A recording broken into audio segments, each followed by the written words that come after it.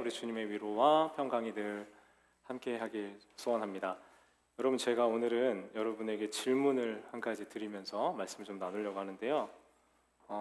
그 질문에 대해서 여러분이 답을 좀 표현해 주셔야 돼요. 네. 어려운 질문 제가 어려운 거 안 물어보죠, 여러분. 네. 여러분들 중에서요, 교회 생활, 신앙 생활 하면서 다른 사람에게 좀 상처받아 본 적 있다 하시는 분은, 네, 옆 사람 보이기 좀 그러시면 이렇게 표현해 보세요. 네. 자, 빨리 들어보세요. 빨리 살짝. 네. 네. 많이 들었어요. 내가 보여야 돼. 네. 들고 내리셔도 돼요. 빨리 내리세요. 네. 네. 그리고 우리 교회가 처음인 분들이 계시기 때문에 다 티나니까 빨리 내려요. 자, 그러면 여러분 다른 질문을 드립니다. 여러분 교회 생활, 신앙 생활 하면서 다른 사람에게 상처 준 적 있으신 분? 빨리 들어보세요. 네. 내리세요. 양심적으로 몇 분이 양심 고백을 하셨는데, 네, 차이가 많이 납니다. 우리가 아이러니하게도요, 상처를 준 사람은 없는데 상처를 받은 사람이 있는 곳이 바로 교회 공동체, 신앙 공동체입니다. 교회에 대한 기대가 있다면요, 우리는 교회에 가서 위로를 받고 격려를 받고 마음의 안식과 평안을 누릴 수 있는 곳이라고 우리가 기대하는데, 근데 아이러니하게도요, 제일 많이 상처받고 제일 많이 서운하고 제일 많이 힘든 곳이 교회 공동체이기도 하단 말이죠. 소위 상처를 주고받는 일이 가장 많은 곳이 바로 교회인 겁니다. 여러분, 근데 생각해 보세요.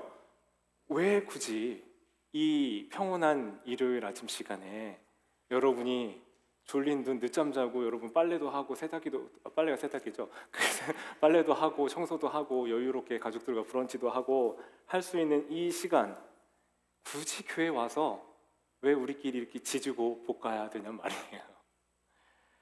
요즘 온라인 예배 잘 돼 있죠? 그래서 온라인으로 드려지는 예배가 송출되고 있기 때문에 온라인으로 앉아서 편하게 예배를 볼 수 있습니다. 그리고 온라인으로 헌금도 할 수 있어요. 그죠? 그 정도 하면 우리가 하나님 앞에 할 도리를 어지간히 한 거 아닌가? 그런 생각 안 해보셨어요? 왜 꼭 굳이 와야 되나? 그리고 우리가 꼭 불편한 사람들, 편하지 않은 사람들을 왜 만나야 되는가에 대한 질문이 우리 안에 있지 않냐는 말입니다. 불편한 사람 만나면서 미워하고 상처 주고 그러면서 괜히 나도 죄짓고 마음 상하고 그러지 말고 좀 적당히 인간적인 거리 잘 유지하는 게 좋은 게, 저 여러분 표정이 점점 안 좋아지고 있어요. 네, 그거 아니냔 말입니다. 조금만 더 할게요. 여러분, 우리가 생각하고 있는 그 커먼 센스라고 하는 상식이라는 게 있잖아요. 근데 문제는 이 커먼 센스라는 이 커먼이 우리가 합의가 안 된 커먼이에요. 그러니까 누가 생각하는 이 커먼의 기준은 여기 있고 누구는 이렇고, 이 커먼이 다 다르기 때문에 상식적이라고 하지만 상식이 안 맞는 일들이 우리 안에도 있을 수 있다는 거죠. 그러니까 여러분, 여기서 어떤 일이 일어나냐면, 저 사람은 나랑 맞는 사람 안 맞는 사람 해가지고 일단 좀 내 눈에 안 맞으면 조금 이렇게 제껴놓고 생각하자. 저 사람 좀 가능하면 얽히지 말고 피하자 하는 게 어쩌면 우리 안에도 있을 수 있다는 거죠. 잘못하면 내 눈에 한번 이렇게 하면 아웃 이렇게 하는 경우가 우리 안에도 있을 수 있단 말입니다. 어쩌면 나를 스스로를 보호하기 위해서라도, 다른 사람들에게 상처받지 않기 위해서라도 좀 적절한 거리를 유지하고 싶은 것은 우리 내면 안에 잠재되어 있는 나를 보호하고 싶은 욕구일지도 모릅니다. 오늘 분명히 제목은 공동체라고 써놓고 왜 이렇게 반대되는 얘기를 하고 있나? 여러분, 사실요, 오늘 6번째 시간을 우리가 함께 보내면서 이 공동체가 무엇인지에 대해서 우리가 함께 말씀 통해서 알게 될 것인데, 신앙 공동체가 무조건 좋은 곳이 아니라는 것을 인정하고 시작해야 된다는 거예요. 이걸 인정하지 않으니까 문제가 생기는 거예요. 우리가 생각하는 완벽한 곳, 이상적인 곳일 거라는 생각을 하지만 신앙 공동체는 그럴 수 없는 곳이에요. 무조건 좋을 수 없단 말입니다. 그러니까 여러분, 이걸 인정하지 않으면 어떻게 되냐면 이 조금만 문제가 생겨도 마음이 너무 힘들어지고 이걸 어떻게 다뤄야 될지 모르는, 그래서 당혹스럽고 마음이 힘든 일들이 우리 안에 왕왕 일어날 수 있다는 겁니다. 내가 이상적으로 생각하는 것들이 깨어지는 순간이 있거든요. 그러면 어떻게 되냐면 사람이 본능적으로 나를 보호하고 나의 편을 만들고 싶어 해요. 그러니까 내 이상향이 깨지는 순간 나는 누군가를 미워하고 편을 짓고 그게 뒷담화로 이어지고 그러면서 공동체의 균열이 일어나는 일들을 나도 모르는 사이에 할 수 있게 되는 거예요.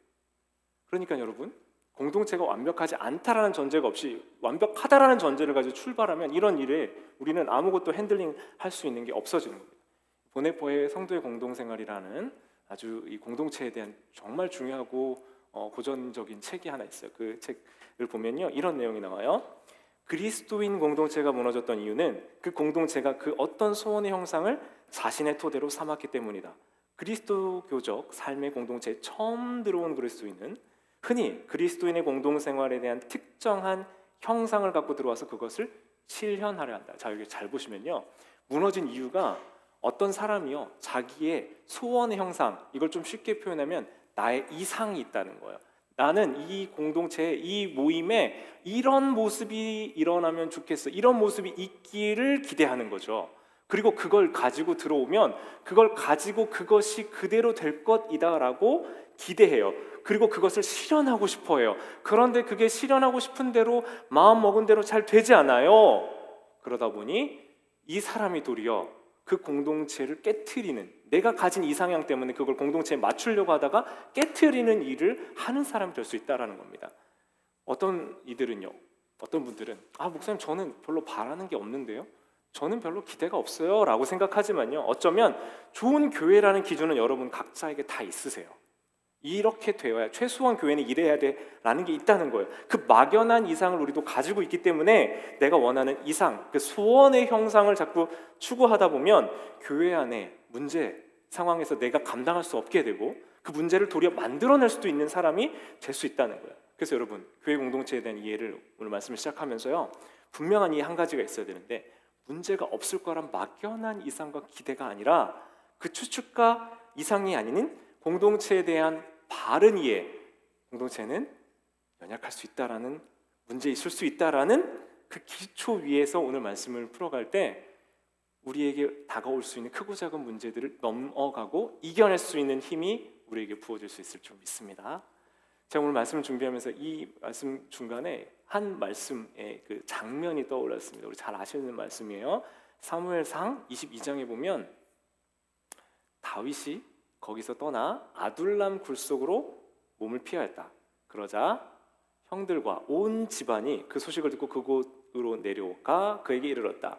그들뿐만 아니라 압제를 받는 사람들과 빚에 시달리는 사람들과 원통하고 억울한 일을 당한 사람들도 모두 다윗의 주변으로 몰려들었다. 이렇게 해서 다윗은 그들의 우두머리가 되었는데 400명이나 되는 사람들이 그를 따랐다. 그럼 다윗 하면 이스라엘의 왕으로만 우리가 생각하는데 그 앞에 그 왕이었던 사울의 사위가 돼서 얼마나 많은 고생을 했는지 모릅니다. 죽음의 위협과 쫓겨남과 이 생명의 그리고 삶의 위협을 얼마나 많이 받았는지 몰라요. 그 다윗이 지금 그 사울에게 쫓겨다니다가 어디까지 갔냐면요, 싸움을 하던, 전쟁을 하던 적군에게까지 갔어요. 적군에게 가서 싸움하던 적군의 진영까지 도망가야 하다 보니 뭘 했냐면 미친 척을 한 거예요. 그래서 침을 흘리면서 그 가드탕 앞에서 그래서 정신없는 사람처럼 연기를 한 거예요. 그러니까 그 가드왕이 보고 우리 지금 여기 이 블레셋 땅에 미친 사람이 없어서 저 다윗까지 여기 와가지고 저렇게 해야겠냐, 빨리 치워라, 약간 이런 맥락이 21장에 있었어요. 그리고 나서 다윗이 피해서 아둘람이라는 곳에 있는 굴 속에 간 것이 바로 22장 1절의 이야기예요. 이 아둘람 굴에 피해 있으니 형과 온 집안과 그리고 이스라엘 사람들이 소식을 듣고 다윗 있는 그 굴 안으로 모여들기 시작합니다. 여러분, 광야는 아무것도 없는 곳이에요. 그러니까 굴에 그 해만 좀 피하고 그 추위만 조금 피할 수 있는 이 공간 안에 들어가 있다라는 것이 그렇게 막 나이스하고 기대되는 상황이 당연히 아닌 겁니다. 그런데 이 이스라엘 땅에서 이 세 표현되어 있는데요. 첫 번째로 압제를 받는 사람들이 있는데요. 이 압제받는 사람들은 타인의 관계에서 어떤 일이든 압박을 받고 눌림을 받는 사람들이었어요. 두 번째, 빚에 시달리는 사람들. 경제적인 문제를 경험하고 있던 사람들. 세 번째, 원통하고 억울한 일을 당한 사람들. 종합적인 인생의 문제를 만난 사람들이 있다는 거예요. 이 사람들이 몇 명이요? 400명이 모였어요. 400명이 모여들어서 지금 굴 안에 우글우글해진 겁니다. 근데 이 사람들은요, 이렇게 모여있는 사람들의 공동체는 어땠냐면 그럴듯한 왕궁이고 다윗이 성공한 사람이어서가 아니라 지금 쫓겨다니고 실패해서 인생의 가장 극한의 밑바닥을 경험하고 있을 때, 그때 비슷한 경험을 하고 있는 사람들이 그에게 모여들어왔다라는 거예요. 그래서 여러분, 공동체는요, 좋은 상황에 즐겁고 뭔가 여유 있는 상황에서 모여지는 것이 아니라 이런 극한의 상황에서 모여지는 것이 바로 교회 공동체의 모습일 수 있다는 거죠. 근데 초대교회를 보면요, 교회의 원형이 되는 초대교회는 어떻게 생겼냐면 예수님 쫓아다녔던 제자들이 있죠? 그 제자들은 실패자들이었어요. 망한 사람들이었어요. 3년간 예수님 쫓아다녔는데 망했다고요. 왜요? 자기가 쫓아다니는 예수님은 가버리셨어요. 돌아가셨어요. 부활하신 예수님 만났지만 승천하셨어요. 그래서 뭐 하냐면 약속하신 성령님 기다리라고 말씀하셨지만 3년 넘게 예수님 쫓아다녔던 그 모든 일들이 수포로 돌아간 인생의 실패자들, 패배자들이에요. 그 사람들이 정말 연약한 마음으로 모여서 뭐 하냐면 기도합니다. 그리고 기다립니다. 그때 성령님이 그들에게 오셔서 성령 강림 사건이 일어나요. 그러니까 예수님의 제자들로 모여있던 그 사람들은 성공한 사람이 아니라 상처받고 연약하고 부서지고 깨어졌던 사람들이 그 안에 모였고요. 그렇게 모여있던 사람들이 성령님을 경험하고 나서 모여지기 시작한 곳이 어디라고 말씀드리냐면 교회라고 말씀드릴 수 있습니다. 그러니까 여러분, 교회의 출발은 뭐예요? 연약한, 상처받은, 깨지고 부서진 이들의 모임이었다는 거예요. 그러니까 여러분, 교회에서 왔는데 왜 이렇게 나 이렇게 마음이 상하지? 왜 내가 생각하는 기대를 넘어가는 사람이 별로 없지? 이렇게 상식이 안 통해. 뭐 내 마음에 안 들어 라고 생각하고 그런 마음이 여러분 안에 불쑥 올라오고 계신다면 이상한 게 아니라는 거예요. 어쩌면 그게 당연하다는 겁니다. 왜요? 여러분이 병원 가서 대기 순번을 기다리고 있는데 병원에 사람이 막 우글우글했어요. 병원에 가서 병원에 무슨 환자가 이렇게 많아! 라고 하면 정상이에요? 안 정상이에요? 그렇게 생각하고 말하는 사람이 비정상이죠. 식당에 갔어요? 식당 가서 배고파서 식사 기다리고 있는 사람을 보면서 무슨 식당에 이렇게 배고파서 밥 먹으러 온 사람이 많아? 정상이에요? 안 정상이에요? 근데 왜 교회에 와서는 하나님의 은혜가 필요하고 하나님의 돌보심을 사모해서 깨지고 부서지고 상한 사람들이 와 있는데 왜 모두가 멀쩡하고 정상적이어야 될 거라고 생각하느냐 말입니다. 그래서요, 교회는 어떤 곳이라고요? 연약한 사람들의 모임입니다. 중요한 건요, 여러분, 우리가 생각할 때 나를 빼고 생각해요. 나 빼고 연약한 사람, 교만으로 가는 길이고요. 나를 포함한 연약한 이들의 모임이 교회다.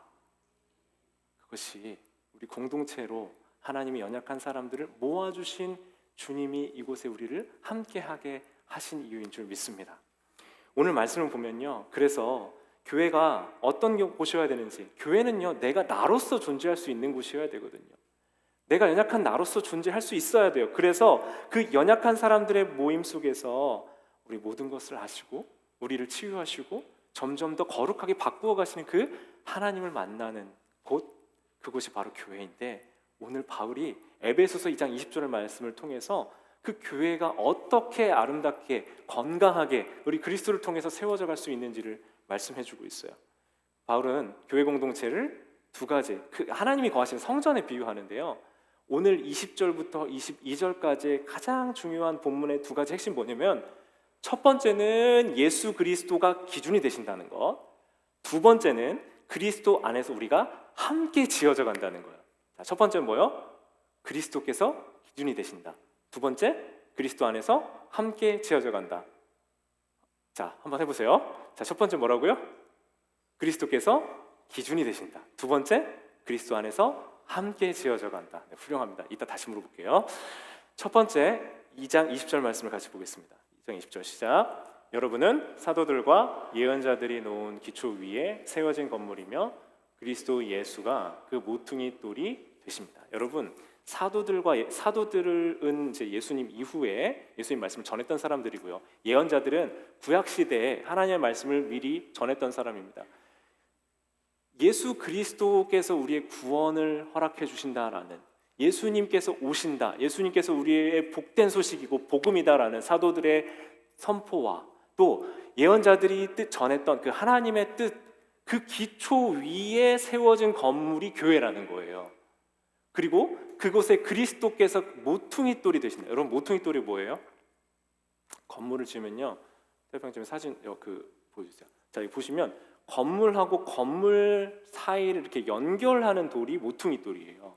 그래서 이 모퉁이 돌은요, 그 과거에 이제 돌로 이렇게 집을 쌓을 때 이 돌과 돌, 이 벽과 벽이 만나는 모서리 부분에 기초가 되는 기초석이자 기준돌이에요. 그러니까 이 돌이 견고하고 기준이 되는 이 선명한 어떤 좀 튼튼하고 좋은 돌이어야 그 위에 벽과 벽이 만나는 이 기초들이 차곡차곡 쌓아져 간다는 거예요. 그래서 여러분, 우리 교회 머릿돌 기초석이 되는 머릿돌이 어디냐면, 여러분, 우리 그 본당 뒤편하고 바로 친교실 내려가는 이렇게 계단이 있거든요. 밖에 나가면 거기에 보면 그 머릿돌인 상징이 거기에 있어요. 거기 판이 몇 년도에 지었는지. 그러니까 이 머릿돌을 통해서 건물이 이 하중을 잘 견뎌서 이렇게 차곡차곡 잘 지어갈 수 있는 겁니다. 이 모퉁이 돌이 누구라고 지금 설명하고 있어요? 20절에 예수 그리스도라고 설명합니다. 기준이 누구냐면 예수 그리스도시라는 거예요. 예수님이라는 기준, 예수님이 사셨던 삶, 예수님 보여주셨던 사랑, 그분이 실현해내셨던 우리를 향한 희생과 수고와 섬김의 도가 우리의 기준이 되어야 된다는 거예요. 교회 공동체의 기준은 예수 그리스도이십니다. 근데 여러분, 이 예수 그리스도가 기준이 되는데 예수님이 기준이 되지 못해요. 누군가를 여러분 미워할 때 미워하는 이유가 있어요. 여러분, 그 사람 잘 모르고 미워합니다. 바꿔서 누군가를 너무 난 저 사람 너무 좋아 하는데 안다고 생각하지만 몰라요. 사실 그 사람 어떤 사람인지. 그러니까 누굴 좋아할 때도 잘 모르고 좋아하고 누군가를 미워할 때도 잘 모르고 미워한다고요. 그 충분히 알지 못한다면 그 좋아하는 기준은 누구예요? 나예요. 나를 기준으로 누군가를 좋아한다고요. 나를 기준으로 누군가를 싫어한다고요. 기준이 누구예요? 나입니다. 나. 누군가를 미워하는 기준이 나라고요. 이 마틴 부버의 책 나와 너, 아주 오래된 고전인데요. 이번에 다시 보니까 이제 이런 내용이 있었어요. 미움은 원래가 맹목적인 것이다. 상대편의 부분밖에 보지 못할 때에만 미워할 수 있기 때문이다.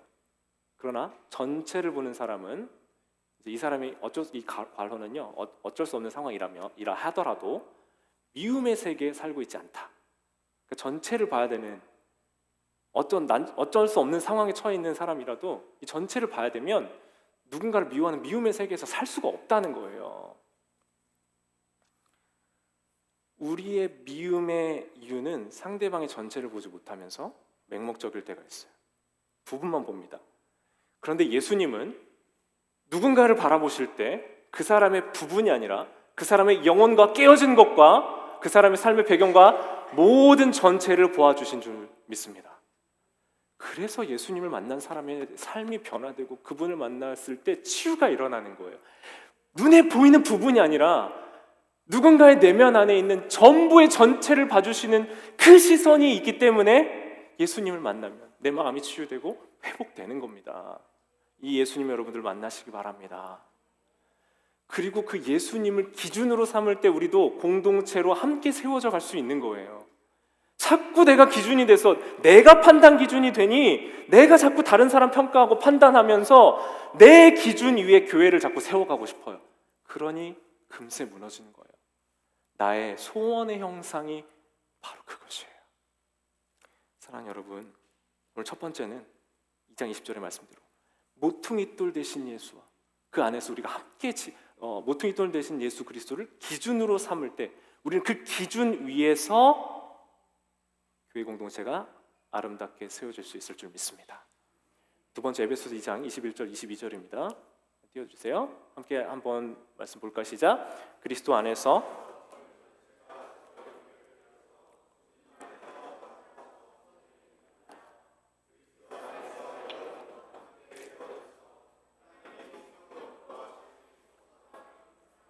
여러분 제발 문 좀 닫아주세요. 네. 냉난방 할 때 갑자기 이 얘기를 왜 하냐면 아무리 냉난방을 하고요. 우리가 이제 어제도 그 교육관 그 히팅을 계속 했는데 이제 문을 열어 놓을 수가 없어요. 여기가 이렇게 완전히 세이프한 동네가 아닙니다. 그래서 혹시나 아이들이 있을 때 누가 들어오는 불상사를 좀 막기 위해서 코드를 걸고 이제 우리가 어른들이 통제할 수 있는 시간만 문을 열어놓고 그 시간 외에는 이렇게 자동으로 잠그게 되어 해놨습니다. 이제 그러다 보니까 이제 이걸 문을 열어놓고 다시 오겠다고 하면서 문을 열어놔요. 그러니까 찬바람이 계속 들어오면 아무리 난방을 해도 추워질 수밖에 없어요. 제가 잔소리하려고 얘기하는 게 아니고 이게 좋은 예라서 그래요 지금. 무슨 얘기 여러분? 문이 없다고 생각해 보세요. 문짝이 없다고 생각해 보세요. 창이 없다고 생각해 보세요. 한 벽이 없고 구멍이 나 있다고 생각해 보세요. 온전한 건물입니까? 아니죠. 우리가 서로가 서로의 벽이 되고 서로의 창이 되고 서로의 문이 되어서 그 위치와 역할 속에서 우리는 함께 세워져 간다는 거예요. 나는 없어도 되겠지 하면서 나는 중요하지 않지 생각하지만 여러분이 있는 그 자리, 우리 신시애티 한인장로교회의 공동체 안에 소속돼서 여러분이 지키고 있는, 심지어 여러분 내가 별로 봉사를 목사님 많이 못해 죄송, 그럼 여러분이 앉아서 예배하는 그 자리가 우리 공동체를 함께 세워가는 그 자리인 줄 믿습니다. 여러분 이렇게 우리가 공동체 안에서 함께 세워져 갈 때요, 우리 보네포 목사님이 이제 타인을 위한 그리스도인으로 살 수 있을까라는 책의 그 설교 부분을 보면요, 이런 세 가지 그리스도인이 함께 공동체로 세워져 갈 때 타인을 위한 그리스도인으로 살아갈 수 있도록 이 세 가지 표지, 세 가지 능력을 하나님께서 주신다고, 하나님께서 허락해 주신다고 얘기해요.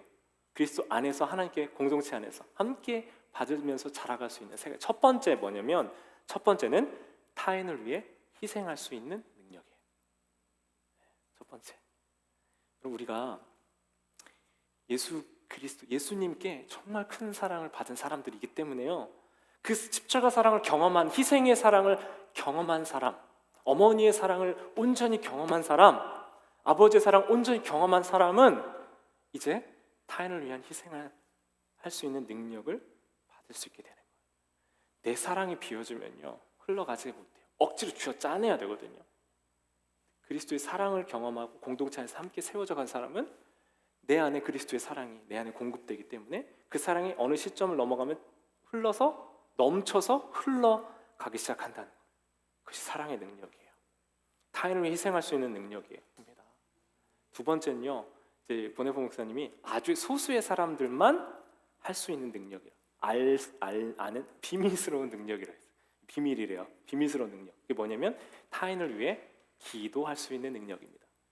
누군가를 위한 중보적인 기도를 통해서 그 사람과 하나님 사이를 연결해서 그 사람을 위해서 기도하는 것. 그런데 기도할 때 항상 제가 말씀드리지만, 기도할 때요, 누군가를 위한 기도를 할 때 하나님이 가장 먼저 만지시는 사람은 그 사람이 아니라 그 기도를 하나님께 올려드리는 자기 자신이에요. 타인을 위해 기도할 수 있는 그 능력이 그래서 계속 될 거예요. 세 번째, 이건요 최상의 거룩하고 비밀스러운 능력이라고 표현되어 있는데, 한 사람이 타인의 죄를 하나님의 이름으로 용서해서 그 사람의 죄의 짐을 벗게 해주는 용서의 능력입니다. 사랑하는 여러분, 우리는 용서받은 사람들이에요. 사랑받은 사람들이에요. 그래서 우리도 사랑하고 용서할 수 있게 된 줄 믿습니다. 이렇게 세 가지로 여러분, 타인을 위해 희생하고 타인을 위해 기도하고 타인을 용서할 수 있는 능력을 받은 우리는 홀로 존재하지 않고 함께 존재해요. 이거 세 가지 여러분 혼자 할 수 있어요? 타인을 위해 나 혼자 희생해요.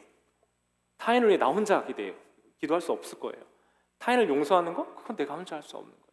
그냥 마음으로만 용서하는 게 아니라 정말 그 깨어졌던 관계를 회복하고 서로 용서를 주고받는 이 과정을 얘기하는 거예요. 이렇게 타인을 위한 존재의 성숙은 혼자 되지 않아요, 여러분. 어떻게 이게 혼자 가능해지는 거예요? 사랑할 대상이 없는데 너무 사랑해줘. 이게 안 되죠. 용서할 대상이 없는데 용서할 수 없습니다. 그래서 제가 계속 강조하는 게 있어요. 순공동체에 제가 계속 말씀드리죠.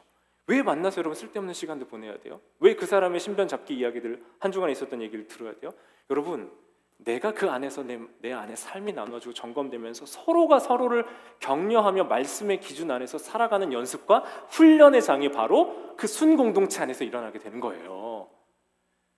내 쓸데없는 얘기를 하는 게 아니고요, 그 삶 안에서 내가 말씀을 붙들고 한 주간 살아내려고 했던 그 애씀과 수고를 서로 격려하고 응원하고 나 혼자가 아니라 함께하고 있다는 것을 경험하는 것, 그리하여 용서하는 연습, 사랑하는 연습, 품어주는 연습, 섬기는 연습, 내가 누군가로부터 받아들여지는 연습, 누군가를 내 마음에 맞지 않지만 누군가를 받아주는 연습하는 곳이 바로 우리 순공동체가 되는 줄 믿습니다.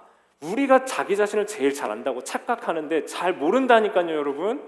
자기가 누군지를 몰라요. 옆에서 보는 때가 정확할 때가 도리어 있어요. 나는 아니라고 하지만.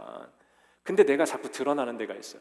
내가 머릿속으로 관념적으로 생각하는 내가 있는데 그 관념적으로 생각한 내가 나가 아니라니까요. 제가 하나님의 말씀을 여러분 앞에서 전하면 내가 그 말씀이 이해가 되면 내가 그런 사람이라고 착각한다니까요. 난 그렇게 안 사는데 내가 이해가 된다고 착각하는 경우가 많아요. 여러분, 내가 근데 언제 드러나요? 나 혼자 있을 때는 안 나타납니다.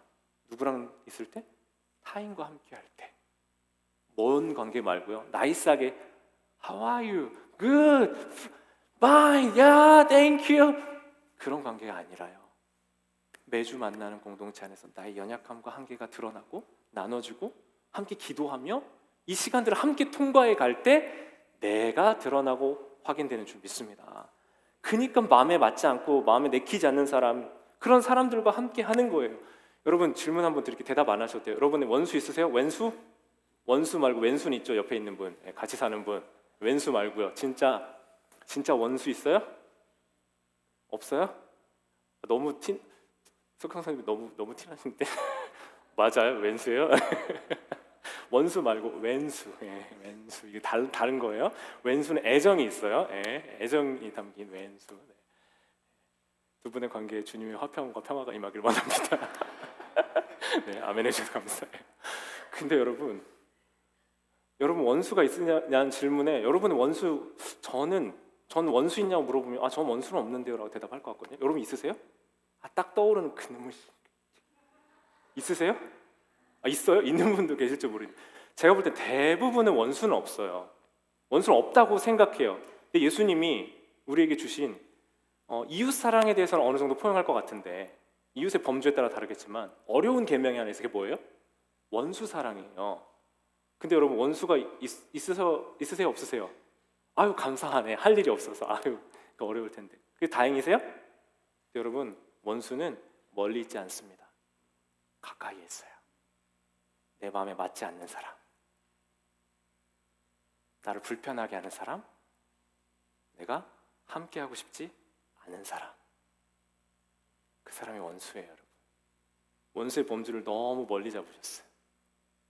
원수를 너무 가까이 있다고 하면 지금 전후자 계신 분들이 서로 불편하니까. 네.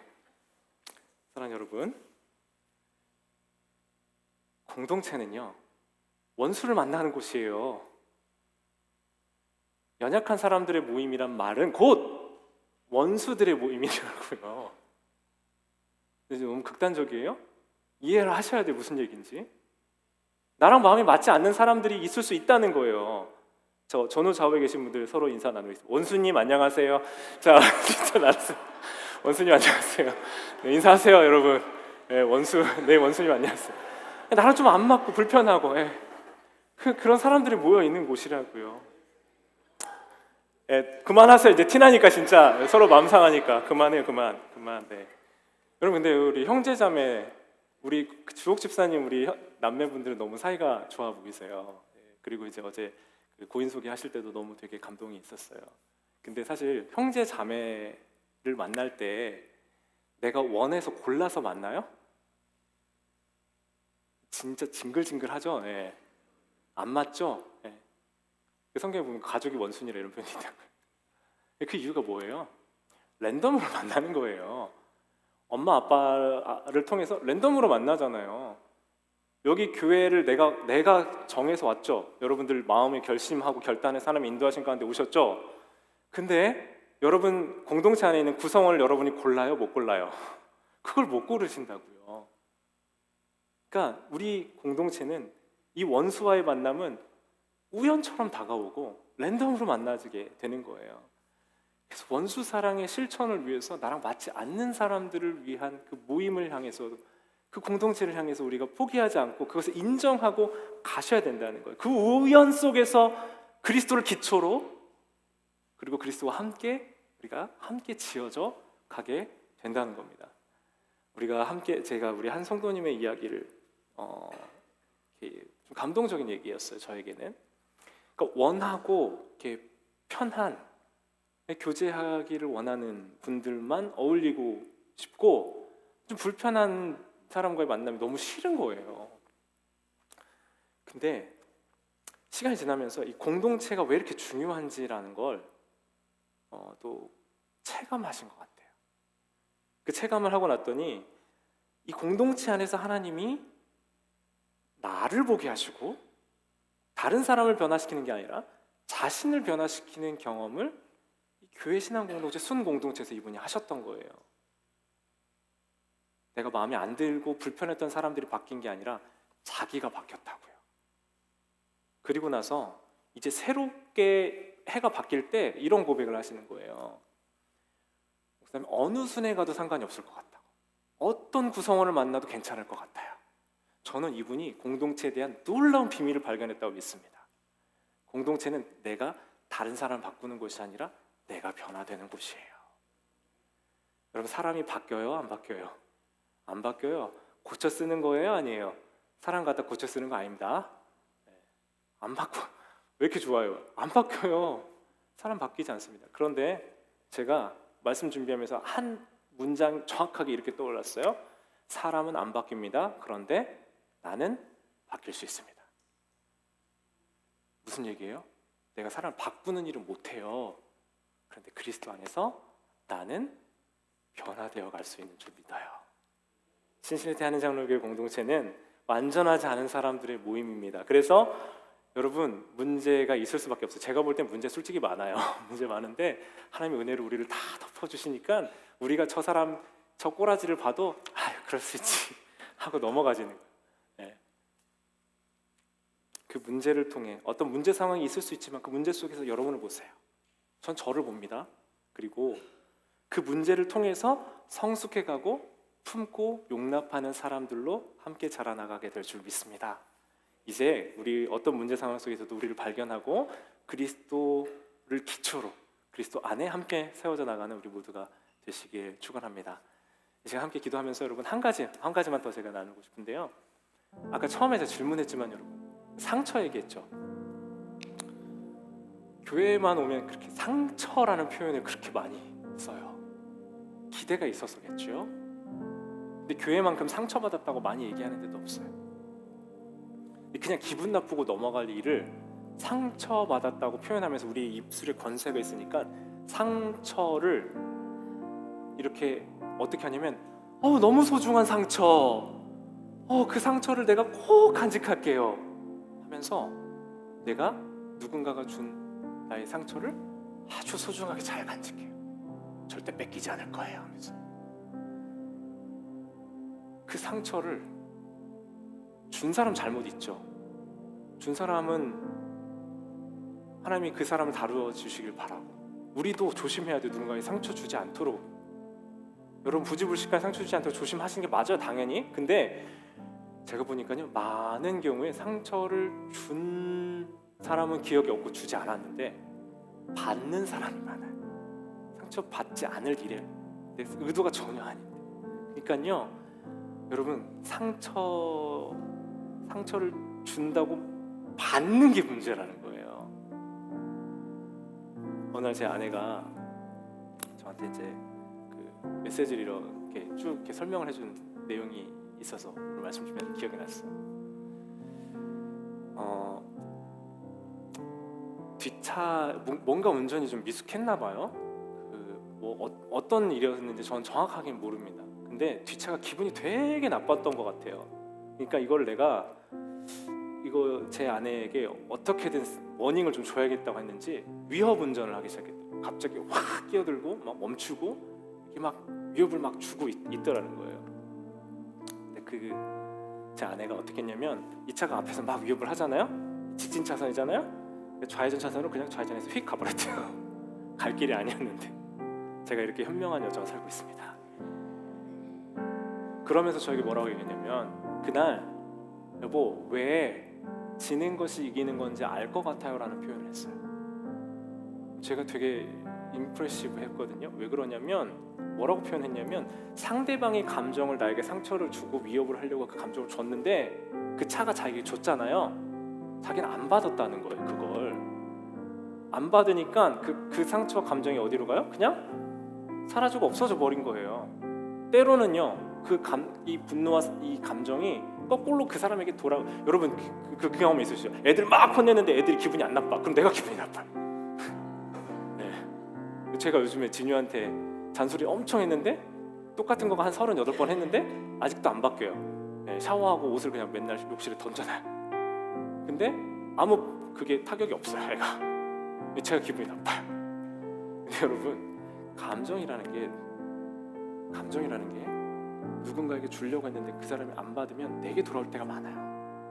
그 사람이 안 받으면 그냥 그 뒤로 흘러가 버려요. 근데 여러분 상처 누군가 정말 잘못한 분은 용서하는 마음도 필요하지만 무조건 다 그렇게 하시라는 게 아니에요. 이야기하고 풀어야 될 것도 있어요. 또한 저에게 중재를 요청하셔야 될 일들도 있어요. 좀 심각한 사안 같은 경우에. 근데 만약에 그 사람이 상처 주려고 했던 게 아니면 받지 마세요. 그냥 네 하고 이렇게 보내주세요. 상처를. 그리고 제가 여러분 부탁하고 싶은 것은 제가 요즘 그런 기도를 좀 많이 해요. 하나님 저에게 품을 수 있는 넉넉한 마음을 좀 주세요. 스승은 많은데 아비는 없다고 말씀하신 것처럼 그 말씀 제가 붙들고 아버지의 마음에 넉넉한 품이 좀 제 안에 있었으면 좋겠어요. 아직 한참 부족하지만 그런 저를 조금씩 변화시키는 주님 마음을 경험하면서 너무 행복하던데요. 품어지지 않던 누군가가 더 품어지는 경험을 할 때 저 너무 행복하던데요. 미움 대신 그 사람에서 기도해주고 상처를 주려고 해도 내가 받지 않았으면 좋겠어요. 우리 교회 공동체가 부족할 수 있어요. 연약할 수 있어요. 아직 제가 느끼기에는 환대하고 누군가를 정말 사랑할 수 있는 사람을 사랑하는 공동체가 된 것 같아요.